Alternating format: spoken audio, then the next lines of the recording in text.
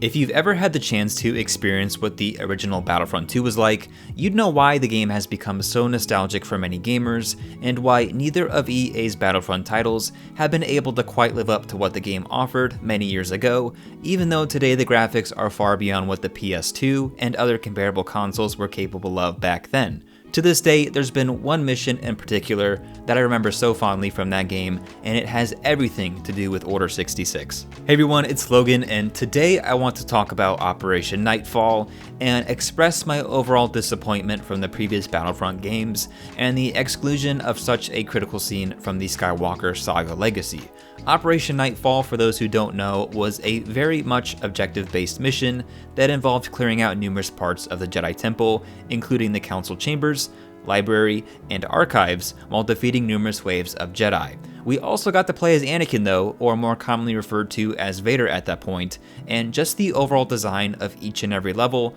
really made Battlefront the nostalgic series that it was when both games released in 2004 to 2005. It really was a shame that Battlefront 3 never saw an official release, but I think it's safe to assume that in a couple years, we very well could potentially see a Battlefront 3 from EA. Even though Operation Nightfall is the only Order 66 level that most people think of when it comes to the Battlefront series in general, there's a lot that could have been done to include this sequence of events into the two previous EA Battlefront titles. Much like we received an update for Battlefront 2 with the Jedi Hunt game mode, I was desperately waiting for EA to announce a Jedi Hunt section that would allow for a multiplayer experience of the events that occurred in the Jedi Temple after Order 66 was executed. Unfortunately, that desire never came true, and like many people, I believe that Battlefront 2 had a lot more to offer for the community, especially after figuring out how to save the game after the whole microtransaction problem at the launch in 2017. Many of you may not know that I originally sold my first copy of Battlefront 2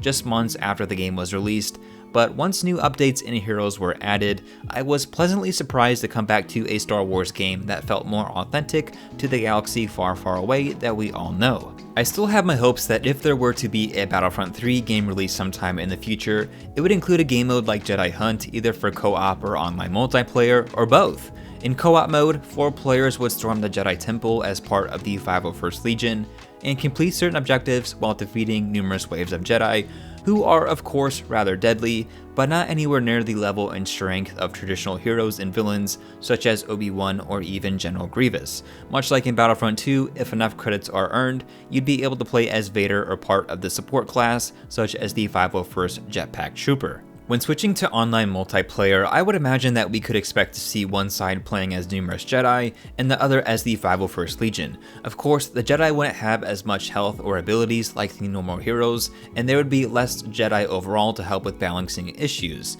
I could realistically see a 40-player limit to this mode, with 12 Jedi and 28 Troopers, which is obviously different from what we're used to witnessing in Battlefront games, but this would provide for the most accurate and balanced experience for all players. Unfortunately, it seems like we might have to wait a long time to play a game such as what I've described, but LEGO Star Wars The Skywalker Saga could very well surprise us with how they handle Order 66, and I may have to settle for an age-appropriate version of a modern Operation Nightfall and Anakin's demise. Nonetheless, what locations or game modes did you want to see in any of the previous EA Battlefront titles, and what do you think we could expect from a Battlefront 3 moving forward? If you're interested in watching more speculation or what-if videos related to Star Wars gaming, please consider subscribing to the channel. Thanks for watching everyone, hope you all have a great day, and I'll catch you in the next video.